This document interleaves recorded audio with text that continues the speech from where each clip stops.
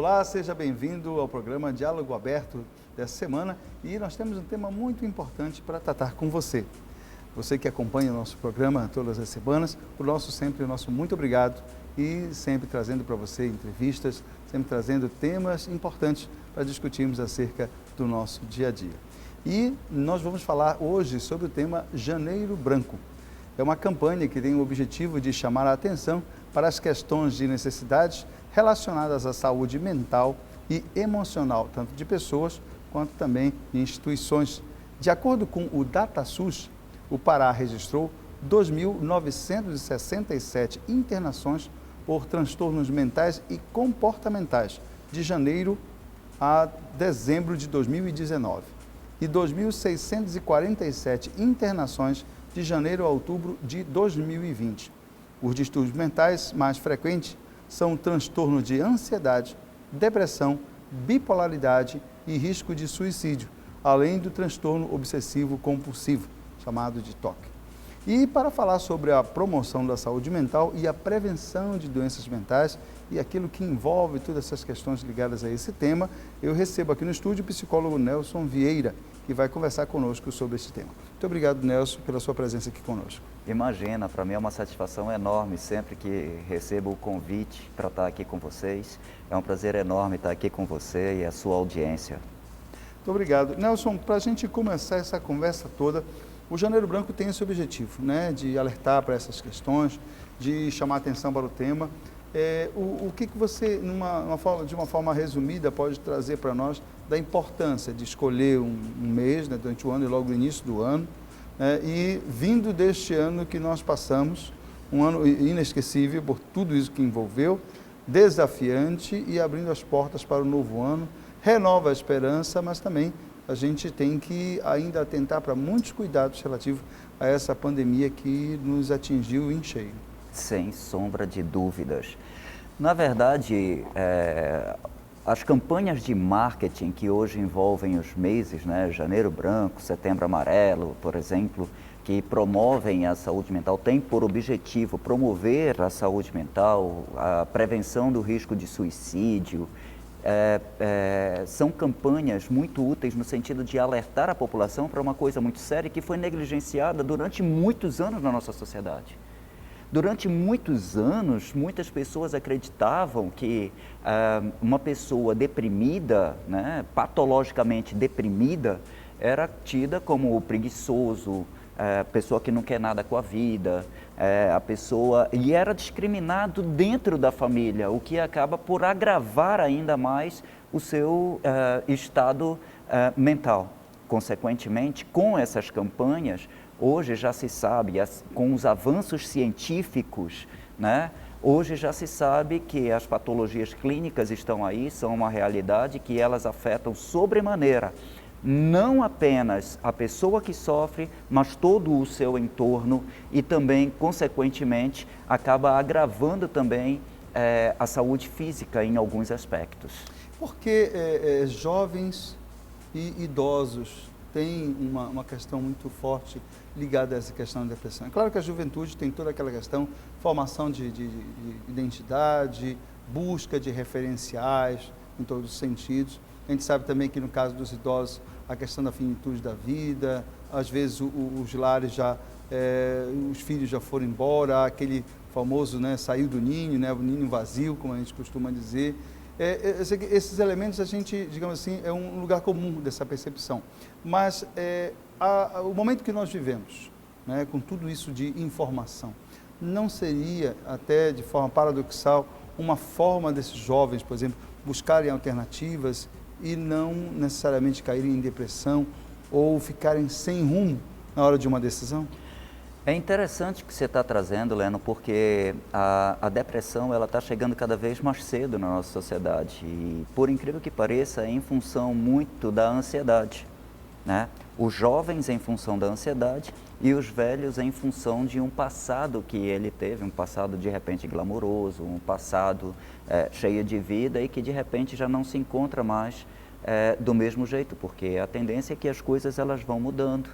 E com essas mudanças, muitas vezes, podem levar as pessoas a trazerem lembranças. O que é a depressão? A depressão é um excesso de passado, E o que é ansiedade? É um excesso de futuro. O que é que acontece com o jovem hoje? Porque qual é a fonte de toda a infelicidade das pessoas hoje? É esperar por algo que nunca vai chegar. Ou esperar demais por algo que ele acredita que vai chegar e que vai satisfazer e que vai ser a solução de todos os problemas dele. Depois ele descobre que não necessariamente era a solução dos problemas dele, ele já começa a colocar a expectativa em outro ponto. E é incrível como nós adultos acabamos viciando, entre aspas, os jovens, né, com excesso de presentes, com excesso de mimos, a nossa sociedade, né, compensação até, como uma forma de compensação. Nós adultos aqui, pessoas da nossa geração, de querer dar para os filhos aquilo que nós não tivemos, né, na nossa infância, porque era uma outra condição, era um outro Brasil, era um outro mundo. Hoje a gente tem muito mais acesso à informação, tem muito mais acesso a uma condição para dar uma vida melhor para os filhos, mas o que acontece é que o excesso acaba de certa forma acomodando. E essa acomodação leva os filhos a não buscarem por eles mesmos conquistarem aquilo que querem. Quando ele fica jovem, ele acha que o mundo tem que compensar tudo aquilo que ele quer. E quando ele percebe que o mundo não vai compensar as necessidades dele se ele não for atrás, se ele não levantar e for atrás, aí ele fica triste. E aí está toda a fonte de infelicidade, na expectativa de algo que não vai ser cumprido. Um exemplo disso, quando as crianças são acostumadas desde a infância a ganhar presente, e presente muitas vezes fora de hora, ele já fica ansioso pelo Natal. Por quê? Porque ele sabe que no Natal ele vai ganhar um presente caro. Quando ele recebe aquele presente no Natal, ele já fica ansioso pelo aniversário, porque ele sabe que o aniversário já vai ter outro presente. Ou seja, aquela necessidade que ele tinha antes e que foi satisfeita no Natal, vai suprir por apenas alguns minutos, por apenas algumas horas. Depois ele enjoa, percebe que não era bem aquilo, ele já começa a colocar outra necessidade em cima. E com isso, ele perde a chance de desenvolver um planejamento de vida para ter uma independência financeira, quem sabe aos 30 anos de idade, mas a consciência acaba sendo completamente diferente e daí vem a depressão. Em decorrência daquilo que ele nunca consegue alcançar, vem a depressão. O velho, por sua vez, ele fica lembrando dos tempos áureos, dos tempos em que ele viveu, em que a casa estava cheia, em que os filhos eram crianças, em que o cônjuge estava ali do lado, que nem sempre agora vai estar, né? Por vários motivos. Ele vai lembrar de vários momentos da vida capacidade dele. Física. Capacidade física, exatamente. Então ele vai lembrar de vários momentos da vida dele e, consequentemente, ele não consegue mais atender e aí acaba levando também à depressão. Eu quero deixar bem claro que existe uma diferença muito grande entre tristeza e depressão. A tristeza ela é natural e ela é saudável. Ela é perfeitamente encaixada dentro dos aspectos que nós temos como felicidade. Porque o que é a felicidade? É você viver bem, em plenitude, todas as emoções do ser humano. Alegria, tristeza, raiva, medo e afeto. O cara está com raiva, ele é infeliz. Não, ele é feliz. Mas nós temos os momentos de ter raiva. Nós temos o nosso momento em que a gente fica triste. E isso é saudável e é natural. A pessoa que não fica triste, ela está muito próxima de uma psicopatologia que nós conhecemos mais como o ser psicótico, digamos assim, entendeu? Então isso já não é legal. Então a tristeza, ela é perfeitamente normal, ela é perfeitamente natural. Quando a pessoa começa a desenvolver um comportamento de isolamento social, quando ele deixa de fazer as coisas que antes davam prazer, que ele sentia satisfação em fazer, quando começa a ter oscilações no sono, quando ele começa a negligenciar a própria alimentação, ou ele come demais ou ele come de menos, quando a pessoa deixa de se cuidar, fica num ambiente escuro, isolado do resto das pessoas, aí já é preocupante, porque aí já estamos chegando a um aspecto de depressão. E aí todo cuidado é pouco, todo cuidado da família, a abordagem da família passa a ser muito importante nesse momento. A ponte, então, entre todas essas questões, seja da questão da depressão, seja da questão da ansiedade, com o equilíbrio e a questão da espiritualidade. Aonde nós conseguimos trabalhar para que também a espiritualidade coloque nesse horizonte Deus.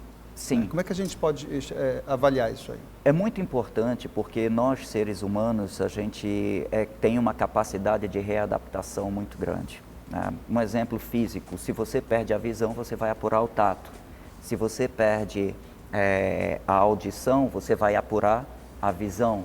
Então, o organismo, ele tem uma capacidade muito grande de readaptação. Isso significa que nós temos a capacidade de escolher. Então, o ser humano, ele tem a possibilidade de cuidar de todos os aspectos da vida. Né? Dizem não, o conceito de saúde, digamos assim, é o bem-estar físico, emocional, social, né? Em todos os aspectos que giram em torno da vida do ser humano, todos os elementos. Então, vamos pegar lá. Você quer cuidar dos aspectos físicos, você vai para a academia, você treina, né? Você quer cuidar da espiritualidade, você vai para a igreja, você vai buscar Deus, ou então você se recolhe, você lê a Bíblia, você lê a palavra, você busca de alguma maneira, da sua maneira, Deus. Pode ser, tá? Você quer cuidar do intelecto, você vai procurar ler revistas, você assiste um programa como esse aqui, você procura se informar de alguma maneira, você está desenvolvendo o intelecto. Mas a parte mais negligenciada são as emoções. E aí é que está a fonte de todos os males, de todos os problemas. Por quê? Porque quando as emoções são negligenciadas, todos os aspectos da sua vida ficam comprometidos. O aspecto pessoal, profissional, a parte de relacionamentos e mesmo a parte de qualidade de vida. Por quê? Porque a pessoa vai acabar negligenciando tudo. Quando o aspecto emocional é negligenciado, ele negligencia Deus. Ele passa a duvidar da existência de Deus. Por que isso está acontecendo comigo, meu Deus? Por que eu?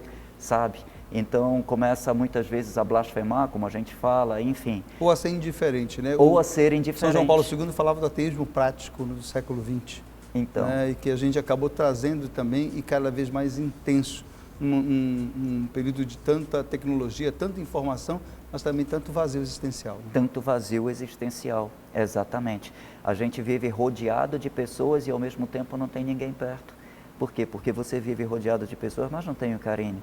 E hoje com a pandemia acaba sendo um pouco mais complicado, porque você quer dar um abraço, você quer estar junto, você quer dar afeto e você não pode. Eu, te contando um exemplo, minha mãe completou agora 79 anos de idade, tudo que a gente mais queria era dar um abraço, mas é um abraço meio que à distância, porque a gente sabe que todo cuidado é pouco, né? Então, assim, hoje muitas famílias acabam vivendo ainda mais agravado com os efeitos da pandemia, toda essa questão desse afastamento, o que não quer dizer que o afastamento social signifique também o afastamento emocional, afetivo, né? O afastamento afetivo. Isso não tem nada a ver. E aí, Nelson, nesse caso, eu estou pensando aqui na família do meio, aquela família que tanto tem os filhos ainda em formação, né, adolescentes ou ainda no início da vida adulta, e também tem os pais, né, idosos, às vezes até avós ainda está presente dentro dessa questão, até pela longevidade que nós temos hoje. Então, como é que essa família que está no meio, que está com a sua turminha ainda para criar, para formar, para ajudar, né, nesse início de vida adulta e tudo mais, ou adolescente, e ainda tem os pais vivos e ainda cada vez mais dependentes, precisando também desse apoio em todos os sentidos. Como é que ela olha para esses dois lados e como é que ela pode trabalhar essa saúde mental e ajudar tanto os jovens a perceber essa perspectiva de vida, esse futuro, essa esperança, mesmo muitas vezes fechados em casa, online, né, já sem aquela condição do próprio convívio com os outros jovens, e também os idosos que aí mesmo é que tem essa preocupação toda com a questão da saúde, pela fragilidade, por todas as questões. Como é que atua nesses dois campos para poder ter um equilíbrio e ela também não se desequilibrar e achar que a carga está muito pesada sobre os ombros? É isso que eu ia te dizer. Quando a gente está na aeronave, né, aí tem, de acordo com as regras de segurança da ANAC, eles dizem, em caso de despressurização da aeronave, máscaras de oxigênio cairão. Coloque primeiro a máscara sobre si e depois no outro. A gente tem que se cuidar, a gente tem que estar bem, porque a gente acaba sendo o esteio, né, das duas das duas frentes ali, tanto dos velhos quanto dos mais jovens. Eu tenho que educar os meus filhos, eu tenho que cuidar deles, mas eu também não posso negligenciar, porque tem as outras pessoas que eu tenho que cuidar, como meu pai, a minha mãe, as pessoas que estão ali. E essa acaba sendo assim, uma responsabilidade que recaiu sobre a nossa geração, porque com os avanços da ciência, com os avanços tecnológicos, a longevidade aumentou, a expectativa de vida aumentou. E com esse aumento da expectativa de vida, alguns anos atrás, pessoas com a minha idade, com a sua idade, estavam sentadas numa cadeira de balanço, né, tomando uma pinga, com uma laranja cortada em cruz e lendo um jornal já com óculos aqui, né? A gente ainda está aí no auge da vida, a gente ainda está muito bem, isso graças a quê? A nossa qualidade de alimentação melhorou, né? A nossa qualidade de vida melhorou substancialmente, e tudo isso dados aos avanços científicos. Consequentemente, a gente hoje tem as pessoas mais idosas e nós temos os mais jovens que a gente tem que dar conta. E a gente só pode dar conta se a gente cuidar da gente, em todos os aspectos, físico, intelectual, espiritual e o emocional. E aí vem aquela questão, não espera adoecer para procurar uma terapia. Ô Leno, acabou a fase do preconceito em relação à terapia. Terapia não é coisa de doido, terapia não é coisa de maluco.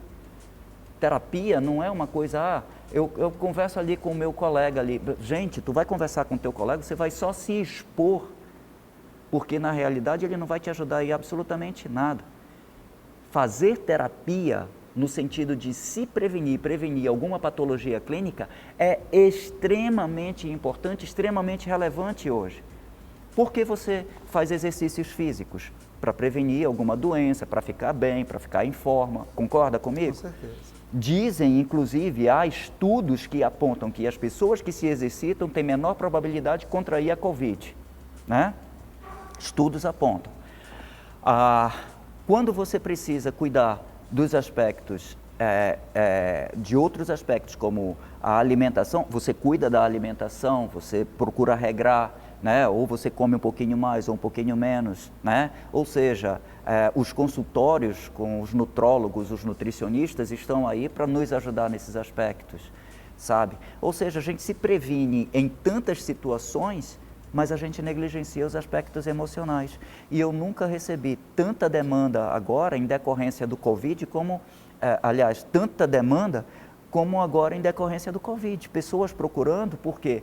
Porque agravou a ansiedade, agravou a depressão, agravou os transtornos obsessivos compulsivos, sabe? Pessoas com crise no casamento.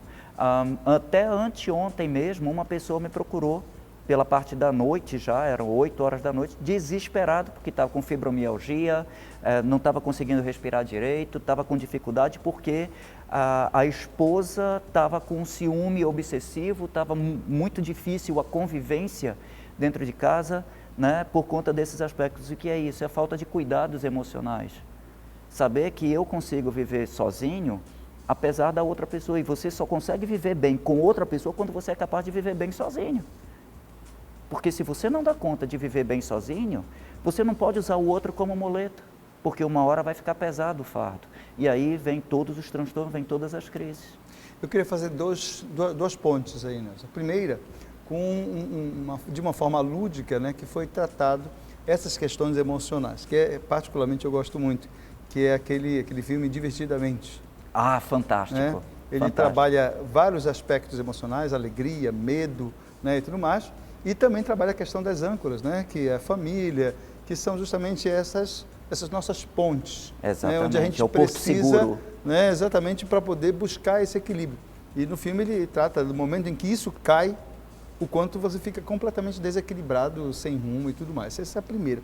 E a segunda, também trabalhando nesse aspecto, uma das emoções que são tratadas, inclusive, nessa película, nesse filme, que é a questão do medo, que foi um elemento muito forte, que é um elemento muito forte ainda nessa questão do Covid. Como é que a gente consegue trabalhar esse medo?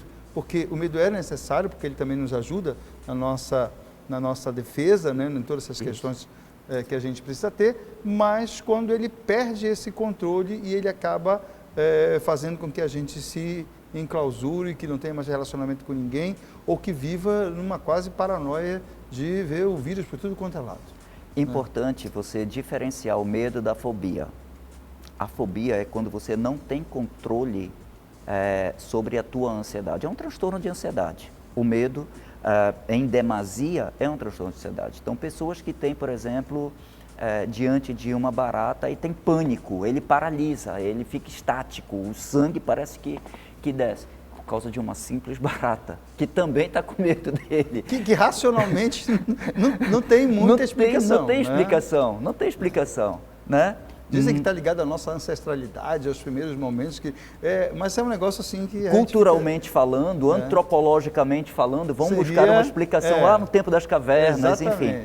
No entanto, assim, para a nossa sociedade atual seria algo inexplicável, mas acontece. Então já são fobias, e as fobias precisam ser tratadas, né? E eu costumo sempre recomendar a terapia cognitivo-comportamental, principalmente. Por quê? Porque você vai fazendo um treino, uma dessensibilização.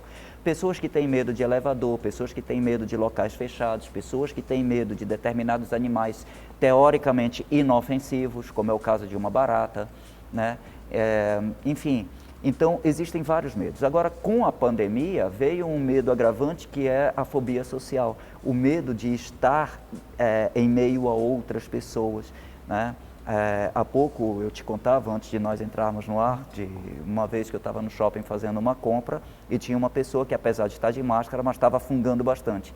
E aquilo começou a me incomodar. Eu, particularmente, não tenho tantos problemas com relação a isso, porque eu me cuido, eu procuro manter o distanciamento social, na medida do possível, obviamente, sempre estou de máscara o tempo inteiro, enfim, mas aquilo começou a me incomodar sobremaneira, porque a gente começa a pensar, será que a pessoa está gripada? Será que ela passou a mão no nariz e de repente ela está pegando nos objetos? Ou seja, a gente começou, de certa forma, um processo de reeducação, e eu acho que isso é uma herança que vai ficar para a posteridade. A gente vai começar a ter muito mais cuidado com relação ao toque físico. Eu estava agora no domingo chegando na igreja e estava conversando com um amigo e perguntei pela filha dele, e a sua filha não veio hoje? Ah, não, ela ficou em casa porque ela está um pouco resfriada. Não quer dizer que esteja necessariamente gripada ou necessariamente com Covid, mas as pessoas já começaram a se preocupar em ter um cuidado maior com as outras pessoas, com o contágio, porque antes era insignificante, você estava no elevador...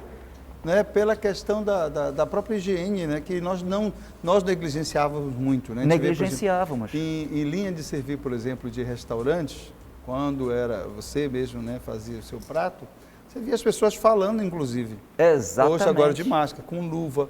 Então, esse ponto, eu digo assim, que foi altamente positivo. Né? Medidas que eram necessárias e que a gente realmente negligenciava. Para uma evolução da vida em sociedade. Por exemplo, você estava no elevador, alguém espirrava e para essa pessoa que espirrava era perfeitamente normal. Era comum, mas para a gente estava ali com o vírus direto circulando. E quanta quantidade, né? A quantidade exatamente. Imensa. Hoje em dia, o cuidado já é muito maior, né? Então, assim, são os efeitos práticos e positivos que vão ficar aí de toda essa pandemia que a gente está vivendo. Por outro lado, existe a questão do exagero, que é o transtorno obsessivo-compulsivo. O hábito frequente de lavar as mãos. Pessoas que lavam as mãos até ferir, por exemplo. Pessoas que têm mania de limpeza. Quem já tinha mania de limpeza antes... Agravou, redobrou. Então aí já passa a ser uma coisa que não é mais tão normal, porque o transtorno obsessivo-compulsivo é quando você perde o conforto e o bem-estar, porque tudo passa a te incomodar. Absolutamente tudo passa a te incomodar. E aí ele já deixa de ser saudável. Nelson, então, para a gente já ir caminhando para o encerramento da nossa entrevista, que dicas boas assim, que você pode trazer? E eu queria assim, diferenciar, né? Jovens, idosos, profissionais de saúde, né? Que foi gente que esteve diretamente ligado, está diretamente ligado a essa questão toda. E para nós, o cidadão comum que precisa manter os seus cuidados, mas que também não pode perder o equilíbrio, né? E até a razoabilidade nessas medidas. Perfeito. É muito importante que você, em primeiro lugar, primeira dica de todas, faça terapia. Ah, mas eu não estou precisando. Todo mundo precisa. Todo mundo precisa. Por quê? porque nós acumulamos aquilo que eu chamo de lixo emocional. E o que é o lixo emocional? Basta o contato com outras pessoas, seja ela negativa ou não, né? A energia é formada por átomos e prótons, e que são produzidos o tempo inteiro no ambiente. O tempo inteiro nós produzimos prótons, átomos e elétrons, e isso é energia. Então a gente pode sempre canalizar a energia positiva e a energia negativa, depende daquilo que a gente faz. Mas muitas vezes você sai de um contato, às vezes, e tem a sensação de estar esgotado, ou seja, já foi afetado, emocionalmente afetado com aquela relação, né? São aquilo que eu chamo, são os vampiros emocionais, aquelas pessoas que sugam a tua energia, o teu ânimo, o teu bem-estar. Enfim, essa é uma questão. Então faça terapia independente de qualquer coisa, não espere adoecer para fazer terapia. Outra coisa, pratique exercícios físicos. Para os mais velhos, podem fazer uma caminhada. Para os mais jovens, né, pode praticar uma modalidade com a qual se sinta bem, se sinta confortável. Não precisa ser nada em excesso. Não precisa ser absolutamente nada em excesso. 30 minutos diários, né? 30 minutos diários, ou então dia sim, dia não, enfim. Você escolhe como prefere fazer, mas é importante estar em movimento porque nós fomos feitos para estar constantemente em movimento. Ponto número 3, é importante ter cuidado com a alimentação, não exagerar na alimentação, com condimentos, com gorduras, enfim. Procurar ter uma alimentação saudável. Aqui e ali quero comer um sanduíche, tomar um refrigerante. Eu não vejo problemas em relação a isso, desde que seja uma vez ou outra.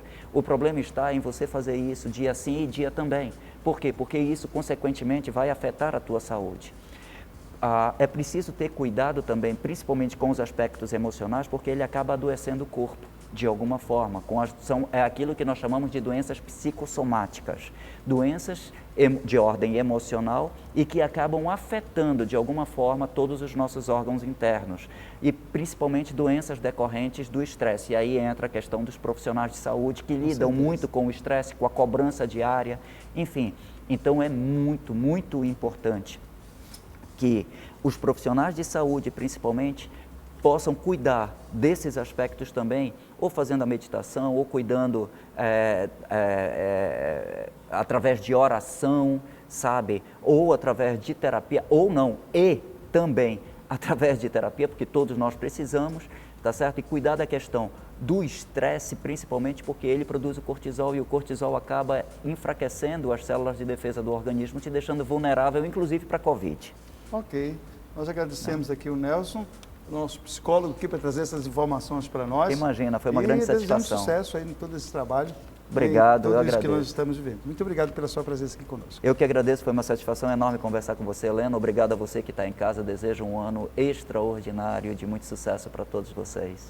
Felicidades. E a você que nos acompanha, nós vamos agora a um rápido break, daqui a pouco a gente retorna com o segundo bloco do nosso programa Diálogo Aberto desta semana.